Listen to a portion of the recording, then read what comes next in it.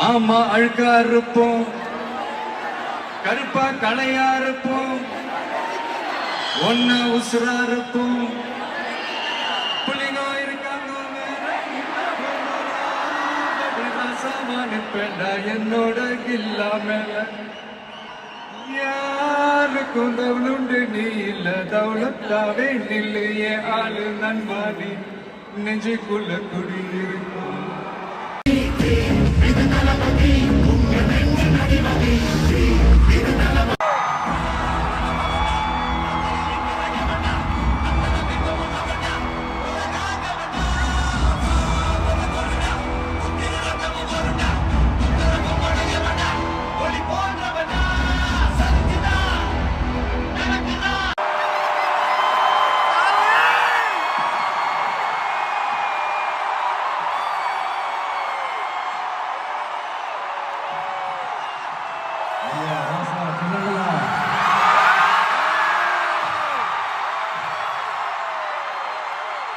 யாரு சாமி நீங்களா?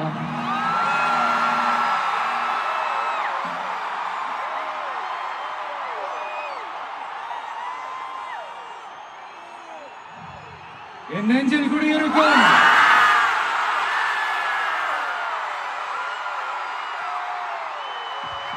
மலேசியா மக்கள், மலேசியா தமிழர்கள், உங்கள் அனைவருக்கும் என்னுடைய வணக்கம் வணக்கம் வணக்கம். அதுலயும் குறிப்பா சொல்லணும்னா, இலங்கைக்கு அடுத்தபடியா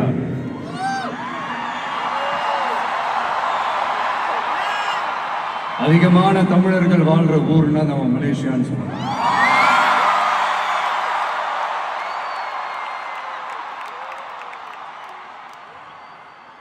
நம்ம தமிழர்கள் தான் உலகத்துல எந்த நாட்டுக்கு போனாலும் அவங்க சொந்த நாடே நினைச்சு உழைக்க ஆரம்பிச்சிருவாங்களே. அப்படிதான் நீங்க பாத்தீங்கன்னா இந்த மலை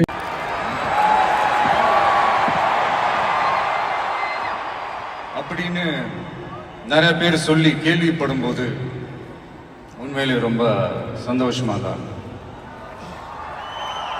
இங்க இருக்கிற முருகன் கோயிலுக்கு மலையக்காரங்க காவடி எடுத்துட்டு போறாங்க.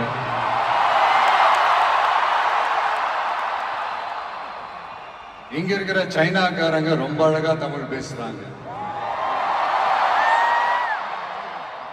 அப்படி நம்மளுடைய தமிழை, நம்ம மொழியை, நம்ம கலாச்சாரத்தை, நம்ம பண்பாட்டை இன்னும் உயிரோட வச்சிருக்கிற நம்ம மலேசியா தமிழர்களுக்கு இந்த நேரத்தில் என்னுடைய நன்றியை தெரிவிச்சுக்கிறேன்.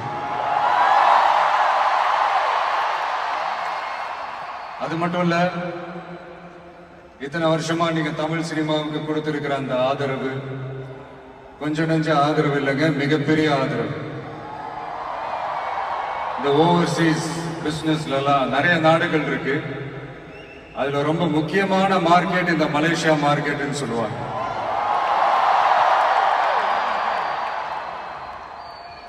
நம்ம நண்பர் அஜித் நடிச்ச பில்லான்னு சொல்லுவாங்க.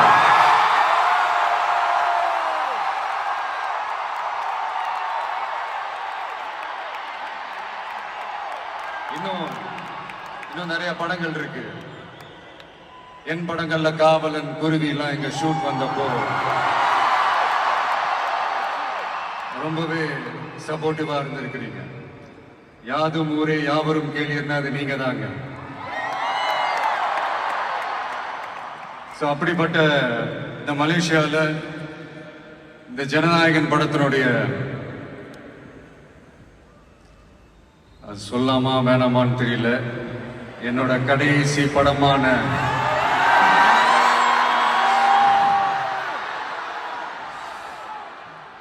I know it's a little painful, right? என்ன பண்றது, சரி அதை விடுவோம்.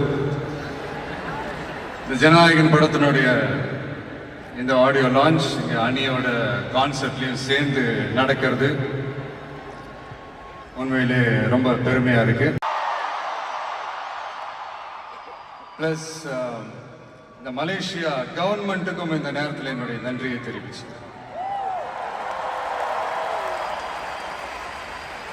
தமிழ் சினிமா ஆரம்பிச்சு எவ்வளவோ வருஷங்கள் ஆச்சு. அவ்வளவு வருஷங்கள்ல நம்ம தமிழ் மக்களுடைய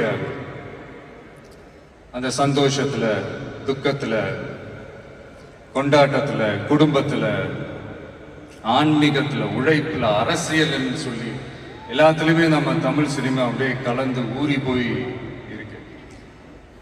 அப்படிப்பட்ட இந்த தமிழ் சினிமாவில் நானும் ஒரு சின்னதா ஒரு புள்ளியா இருந்திருக்கேன் நினைச்சு பார்க்கும்போது உண்மையிலேயே சந்தோஷமாக ப்ரௌடா தான் ஃபீல் பண்றேன்.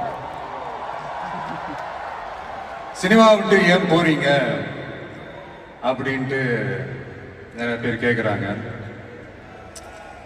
சினிமான்றது ஒரு மிகப்பெரிய ஒரு கடல். அதுல ஒரு கரையோரமா ஒரு சின்னதா ஒரு மணல் வீடு கட்டணும்னு தான் நான் ஆசைப்பட்டேன். பட் அதே ஒரு மாளிகையா மாத்தி தந்தது நீங்க எல்லாரும் தான், என் ரசிகர்களாகிய நீங்க எல்லாரும் தான்.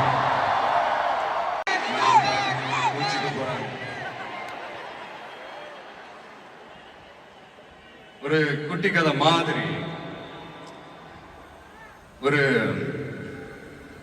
ஆட்டோக்காரர் ஒரு கர்ப்பிணி பெண்ணை ஆட்டோல ஏத்திக்கிட்டு ஹாஸ்பிட்டலுக்கு போறாங்க. பெரிய மழை பெஞ்சுக்கிட்டு இருக்கு. அப்ப அவர்கிட்ட இருந்த அந்த கொடைய அந்த கர்ப்பிணி பெண்ணை கிட்ட கொடுத்துட்டு இதை எடுத்துக்கிட்டு போமா அப்படின்னு சொல்றாங்க. அப்ப அந்த பொண்ணு சொல்றாங்க, ஆனா இது எப்படி நான் உங்ககிட்ட நான் திருப்பி கொடுக்கறது? அதுக்கு அந்த ஆட்டோக்காரர் சொல்றாரு, வேற யாருக்காவது தேவைப்படுறவங்களுக்கு கொடுத்துருமா அப்படின்னு சொல்லிட்டு அவர் போயிடுறாரு. அந்த கர்ப்பிணி பெண் அந்த கொடையை எடுத்துக்கிட்டு ஹாஸ்பிட்டல் வாசலுக்குள்ள போகும்போது அந்த வாசல்ல ஒரு பெரியவர் மழைக்கு பயந்துகிட்டு அப்படியே கை கட்டிக்கிட்டு நின்றுட்டு இருக்கிறார். அந்த கர்ப்பிணி பெண் அந்த கொடையை அந்த பெரியவர்கிட்ட கொடுத்து, ஐயா இதை எடுத்துட்டு போங்க ஐயா அப்படின்னு சொல்றாங்க. அதுக்கு அந்த பெரியவர் இதே மாதிரி கேட்கிறாரு, அம்மா நீங்க யாருன்னு எனக்கு தெரியாது, எப்படிமா இந்த கொடையை நான் திருப்பி உங்ககிட்ட கொடுக்கறது? அதுக்கு அந்த பொண்ணு சிரிச்சுக்கிட்டே சொல்றாங்க, வேற யாருக்காவது தேவைப்படுறவங்களுக்கு கொடுத்துருங்க ஐயா அப்படின்னு சொல்லிட்டு போயிடுறாங்க. உடனே அந்த பெரியவர் கொடையை எடுத்துக்கிட்டு பஸ் ஸ்டாப்புக்கு வராரு. பஸ் வருது, ஏறி போகும்போது அங்க பாக்குறாங்க ஒரு பூக்கார அம்மா பூவை வச்சுக்கிட்டு ஒரு அட்டையை மழைக்காக பிடிச்சிக்கிட்டு உட்கார்ந்துட்டு இருக்கிறாங்க. பெரியவர் போய் அந்த கொடையை அந்த பூக்கார அம்மா கிட்ட கொடுத்துட்டு அவர் பஸ் ஏறி போயிடுறாரு. பூக்காரம்மா அந்த கொடையை எடுத்துக்கிட்டு வீட்டுக்கிட்ட வரும்போது அங்க ஒரு ஸ்கூல் படிக்கிற பொண்ணு பேக் எல்லாம் மாட்டிக்கிட்டு மழையில ஓடி வர்றாங்க. அவங்க போய் அந்த ஸ்கூல் பொண்ணு கிட்ட கொடையை கொடுத்துட்டு, மழையில நனையாதம்மா இதை எடுத்துக்கிட்டு போங்க அப்படின்னு சொல்றாங்க. அந்த பொண்ணு தேங்க்ஸ் அப்படின்னு சொல்லிட்டு வீட்டுக்கிட்ட வரும்போது அந்த பொண்ணோட அப்பா பதட்டத்தோட வாசல்ல நின்றுட்டு இருக்கிறாரு. பொண்ணு மழையில நனைஞ்சுக்கிட்டு வரணுமே அப்படின்ட்டு. அந்த அப்பா வேற யாரும் இல்ல, அந்த ஆட்டோக்காரர்.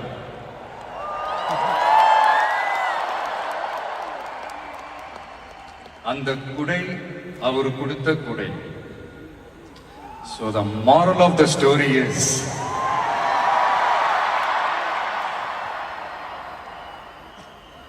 முடிஞ்ச வரைக்கும் எல்லாருக்கும் சின்ன சின்னதா ஒரு நல்லது, சின்ன சின்னதா ஒரு ஹெல்ப் அது செஞ்சு இருந்து பாருங்க. லைஃப் ஒரு மாதிரி ஜாலியா இன்ட்ரெஸ்டிங்கா இருக்கும். ஒரு ஃபேமஸ் சேயிங் ஒன்று இருக்கு, வெள்ளத்துல தவிக்கிற ஒருத்தருக்கு நீங்க படகு கொடுத்தீங்கன்னா பாலைவனத்துல நீங்க தவிக்கிறப்போ அது ஒட்டகமா வந்து நிற்கும். இப்ப யாராவது உங்களுக்கு ஏதாவது கெடுதல் செஞ்சுட்டாங்கன்னு வைங்களேன், அது நீங்க பழி வாங்கிட்டீங்கன்னு வைங்களேன், அந்த நாள் முழுக்க நீங்க சம மகிழ்ச்சியா இருப்பீங்க. எப்படி பார்த்தல, எப்படி பழி வாங்கினேன். ஆனா அதே மனுஷனை மன்னிச்சு விட்டு பாருங்க, வாழ்நாள் முழுக்க நிம்மதியா இருப்பீங்க. அதனால யாரையும் கஷ்டப்படுத்துறதுக்கோ, யாரையும் அவமானப்படுத்துறதுக்கோ, யாரையும் பழி வாங்குறதுக்கோ இல்லைங்க இந்த வாழ்க்கை. நான் முடிஞ்ச வரைக்கும் முன்னாடியே சொன்ன மாதிரி சின்ன சின்னதா ஒரு நல்லது, ஒரு சின்ன சின்னதா ஹெல்ப் இது செஞ்சு பாருங்களேன். எங்கேயோ ஒரு இடத்துல ஃபியூச்சர்ல உங்களுக்கு இது கை கொடுக்கும் அப்படின்னு நான் நம்புறேன். பிடிச்சிருந்தா எடுத்துக்கங்க, இல்லைன்னா விட்டுருங்க. Free advice. இப்போ இந்த ஈவெண்ட், இந்த ஹீரோ ஆஃப் திஸ் ஈவெண்ட்டுக்கு வருவோம், மிஸ்டர் அனிருத். அவருக்கு நான் ஒரு பேர் வைக்கலான்னு இருக்கேன். MDS. Anybody? Ramya, can you guess? M Vijay, can you guess? MDS. MDS. தெரியல சார், நீங்களே சொல்லுங்க. Musical Departmental Store. அதாவது அந்த ஸ்டோரை திறந்து நீங்க உள்ள போயிட்டீங்கன்னா அன்லிமிட்டடா என்ன வேணுமோ எவ்வளவு வேணுமோ எல்லாத்தையும் எடுத்துக்கிட்டு ஹாப்பியா வரலாம். அது சாங்ஸா இருக்கட்டும், பிஜிஎம்மா இருக்கட்டும், இல்ல பேக்ரவுண்ட் ஸ்கோர்ல அந்த பிட் சாங்ஸா இருக்கட்டும், எஃபெக்ட்ஸா இருக்கட்டும், இந்த மாதிரி என்ன டிசப்பாயிண்ட் பண்ணதே இல்லை அனி. அது என்னுடைய படம் ஆல்பமா இருக்கட்டும், இல்ல மற்றவங்க படம் ஆல்பமா இருக்கட்டும், படிப்படியா ஏறி போய்கிட்டே இருக்கிறாரு. ஸோ ஹாப்பி ஃபார் யூ அனி. அண்ட் என்னுடைய டைரக்டர் ஹெச் வினோத் ஒரு சமூக பொறுப்புள்ள ஒரு இயக்குனர் சொல்லலாம். ஒரு கமர்ஷியல் படமாகவே இருந்தாலும் அதுல ஒரு சமூக பொறுப்புள்ள விஷயங்கள் சொல்லணும், சில நல்ல ஐடியாலஜிக்கல் விஷயங்களை சொல்லணுன்றதுல ரொம்ப கவனமா இருப்பாங்க. ஆல்ரெடி ரெண்டு வாட்டி படம் பண்றதா இருந்தது. ஸோ அதெல்லாம் மிஸ் ஆகி இந்த ஜனநாயகன் படத்துல 2 பேரும் சேர்ந்து ஒர்க் பண்ணதுல ரொம்ப சந்தோஷம். அண்ட் என்னுடைய வில்லன் பாபி டியோல், அவருடைய ஸ்கிரீன் பிரசன்ஸே நெக்ஸ்ட் லெவல் தான். ஆக்சுவலா அவருடைய 2 முக்கியமான 2 படங்கள் தான் அதுலேருந்து இன்ஸ்பயர் ஆகி பண்ணது தான் பிரியமுடன், வில்லு எல்லாமே. சார், முக்கியமான படங்கள்னா அது என்ன படம் எங்களுக்கு தோண மாட்டேங்குது. அது எதுக்குமா? அதான் நான் ஷூட் ஸ்பாட்ல அவர்கிட்ட சொல்லும் போது இதே தான் நான் சொன்னேன். சார், உங்களுக்கே தெரியாம உங்க 2 படத்தை நாங்க சுட்டுட்டோம் சார் அப்படின்ட்டு. அவர் அப்படியே விச் மூவி அப்படின்னாரு. ஐயோ, நம்மளே வாய் கொடுத்து மாட்டிக்கிட்டு இருக்கோம். அதனால அது மாதிரி நிறைய இன்ஸ்பயர் ஆயிருக்கும் அவருடைய படங்கள் பார்த்து. அதுதான் சொல்ல வந்தேன். குடும்பங்கள் கொண்டாடும் டாட்டரா கூட மாறிடுவாங்க அப்படின்னு தான் நான் நினைக்கிறேன். என்னுடைய நல்ல ஒரு ஃப்ரெண்ட் அவங்க.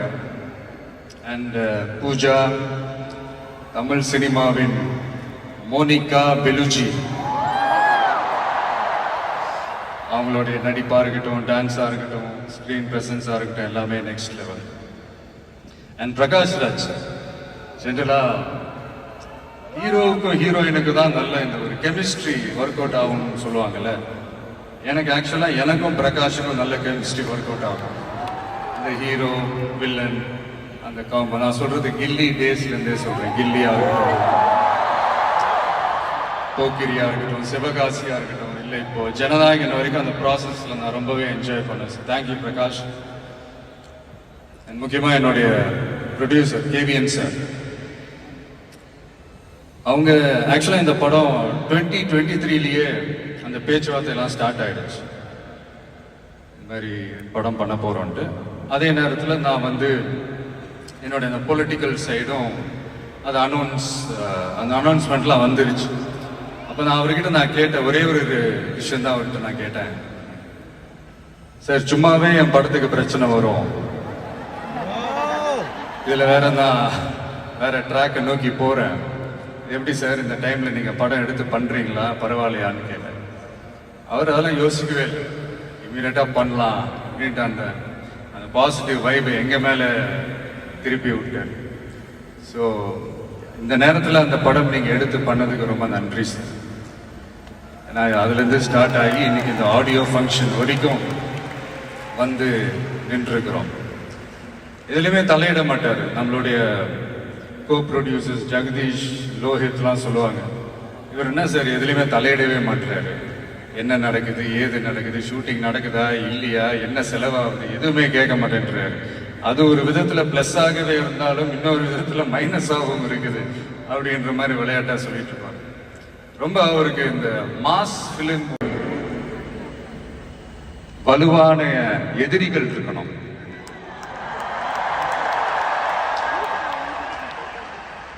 சும்மா வர்றவங்க போறவங்களால ஏத்துட்டு இருக்க முடியாது இல்லையா?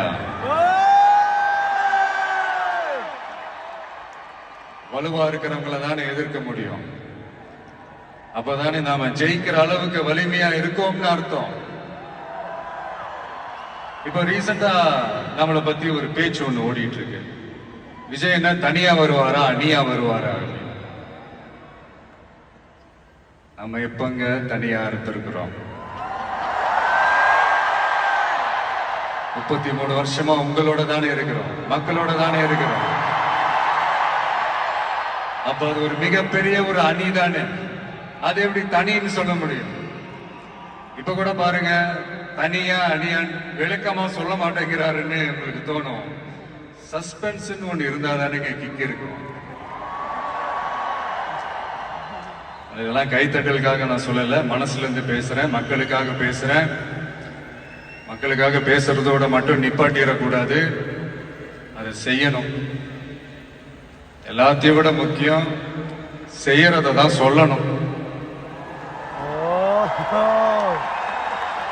So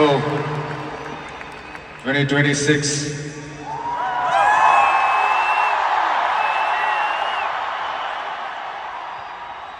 history repeats itself.